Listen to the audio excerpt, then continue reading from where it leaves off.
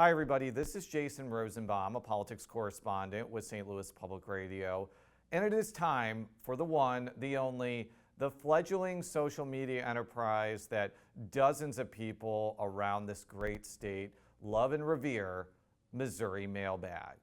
In honor of the Missouri General Assembly's special session that centers around an incentive package aimed at keeping the Chiefs and the Royals from bolting to a state that many people here barely consider a state, I decided to place a prompt on Facebook presenting a fantastical scenario.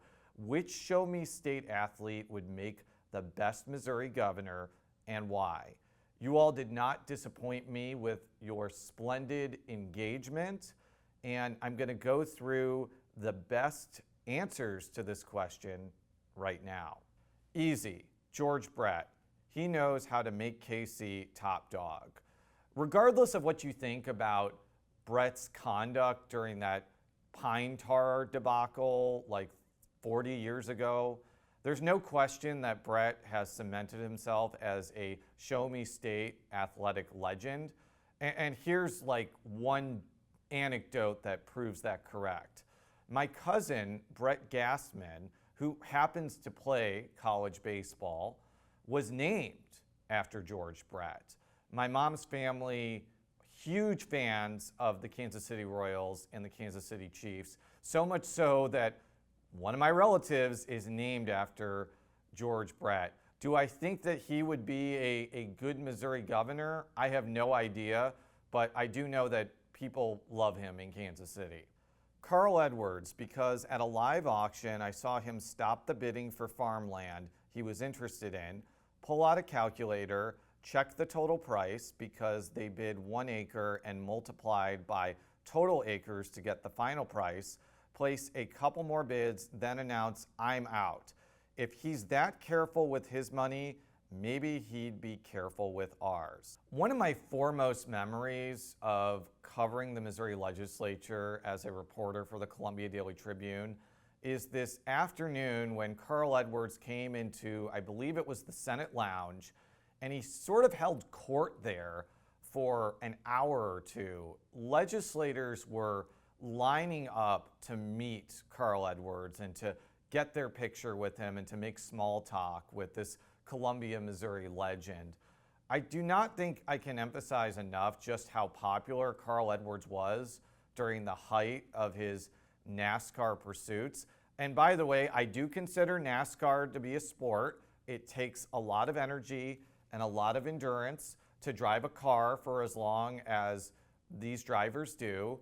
Interestingly, there were actual rumors that Carl Edwards was going to run for office, either the U.S. Senate in 2018 or the U.S. Senate in 2022. There was even some rumblings he would run for Congress. He never ended up doing any of those things. I kind of get the sense that he's very happy in retirement and perfectly pleased to not burden himself with being in elective politics. But if he ever decided to run for anything, he would be a top-tier contender just based off his popularity in mid-Missouri alone. Raytown's own Alden Smith, no problems whatsoever. I think Missouri is a very forgiving place and would be willing to give somebody a second chance, but Alden Smith has like wasted his 5th and 6th chances, and I don't think he's going to be able to parlay a couple of dominant years in the NFL to become governor of Missouri. I'm not even sure he's eligible to run based off his criminal record. Travis Kelce, I think the reasons are obvious. Travis Kelce is a very entertaining sports personality. He has a successful podcast. He's one of the best tight ends in the history of the National Football League.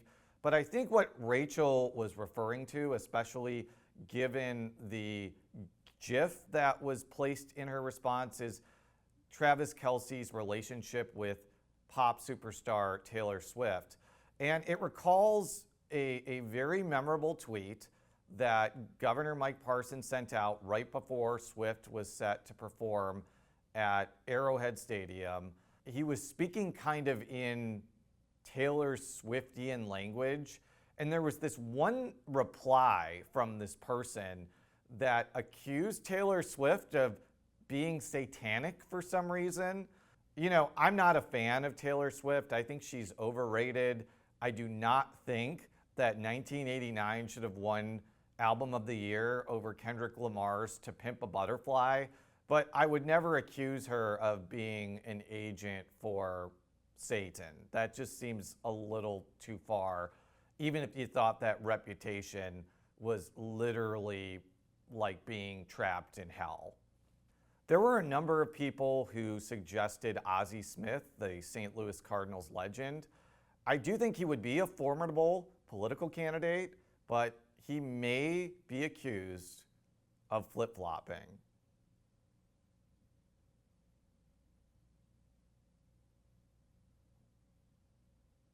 Stan Musial, universally respected. Absolutely, I think that Stan Musial would have been a slam dunk candidate for Missouri governor.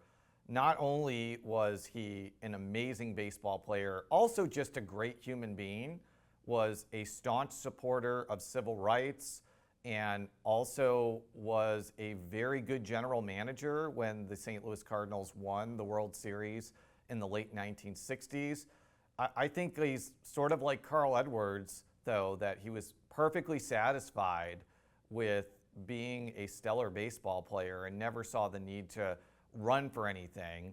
And had he run for office, who knows if the Stan Musial Bridge would have been named after him. He may have made too many people angry to actually get that honor. All time, probably Branch Rickey, who had serious executive experience with the Cardinals, Dodgers, and Pirates. Living Yadier Molina, because no state legislator would want to shake off Yadi.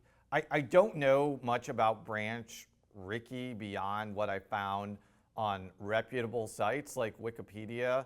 I think the problem with Yadier Molina is he may be incentivized to bring in his brothers into his gubernatorial administration, and there are constitutional prohibitions against nepotism that I think would get him in a lot of trouble, because those Dancing Molina brothers as a unit would be very formidable in the legislation that they could present to the General Assembly. There were a couple of people who picked former Mizzou Tigers wide receiver TJ Moe, who has reinvented himself as a conservative opinion maker, a conservative influencer, a conservative poster, whatever you want to call him. And I actually saw him speak as kind of the warm-up act for Eric Schmidt when he was running for Senate in 2022. Very effective communicator. I understand a lot of people who watch this may not agree with his political views, but this is Missouri. It's a conservative state, and I wouldn't be surprised if TJ Moe ran for office one day. I don't know if he'd start off as governor, but he could certainly aim for a Missouri General Assembly seat, or maybe even if one of the congressional seats becomes open, I think he'd be a formidable candidate for something like Congress. Seems like a great excuse to drop this pick. And Senator Weber posts one of my favorite things about Missouri politics, these playing cards of the 1996 Democratic statewide ticket dressed as if they are going to the Atlanta Olympics.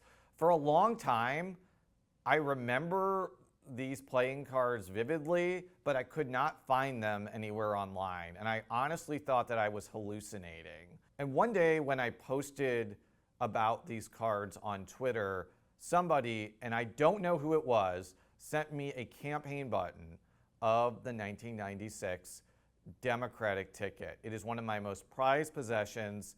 Governor Nixon, or future Governor Nixon, is on this button, and he was apparently a very good but very rough basketball player. While the clear answer here is Ozzie, I would absolutely love to hear Brett Hall yell, "We went Mo," after just a couple of beers.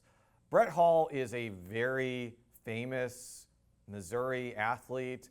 I remember him when I was growing up, even when I was living in Illinois. I think he would probably be a very formidable gubernatorial contender. The one problem he would have, though, you can get impeached for habitual drunkenness in Missouri. So that may be a big impediment to him actually being able to serve out a gubernatorial term. Dunno, but I'll mention Jackson County Executive Frank White Jr.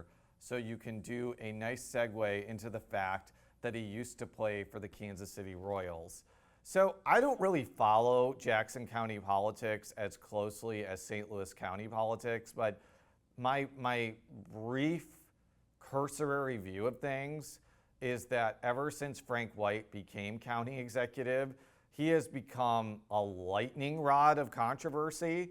And I think it may be kind of a lesson to potential athlete politicians that maybe it's not really worth getting involved if you're perfectly happy just coasting off of your athletic pursuits.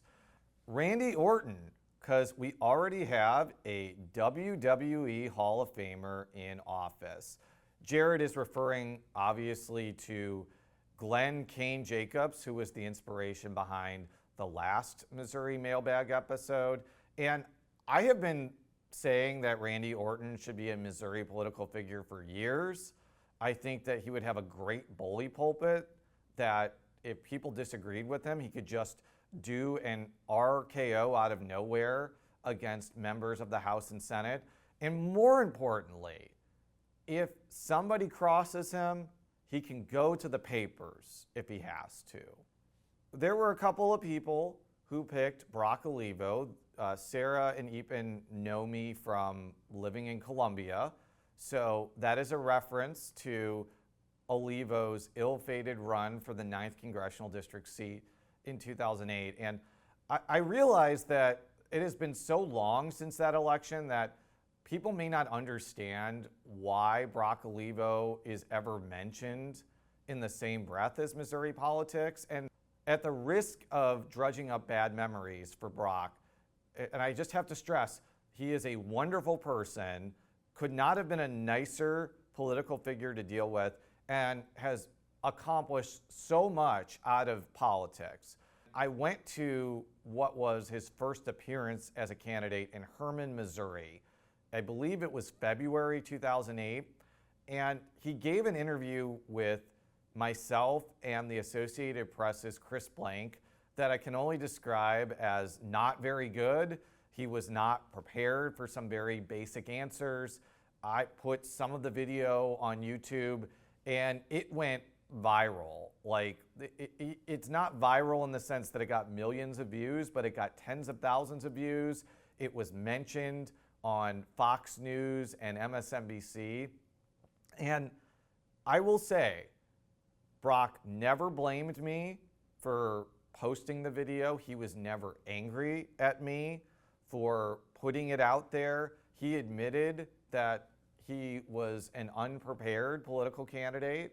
And I appreciate the humility, because if this had been 2024 era politics, I could just imagine the impulse would have been to just blame the messenger as opposed to admitting your own shortcomings. None. How did that work out for Herschel Walker in Georgia? Martin Baker does make, I think, a decent point. There have been a number of athletes who have tried to parlay their time on the sports field or the sports court or the sports diamond or the sports rink and failed to win anything in political office. Just because you're good at sports does not mean you're good at politics. But kind of conversely, there are people who have been effective politicians after careers in athletics. We've even had a president of the United States, Gerald Ford, who was such a good college football player. He could have played in the NFL, but decided to go into law and join the military and run for Congress instead. It would not surprise me if one day somebody from the world of Missouri athletics decided to run for something like governor. And I wouldn't just write them off just because they may not have the experience in the political world. They may have really good ideas. But at this point, I could understand the skepticism based off people that have tried their luck and failed. Mailbag.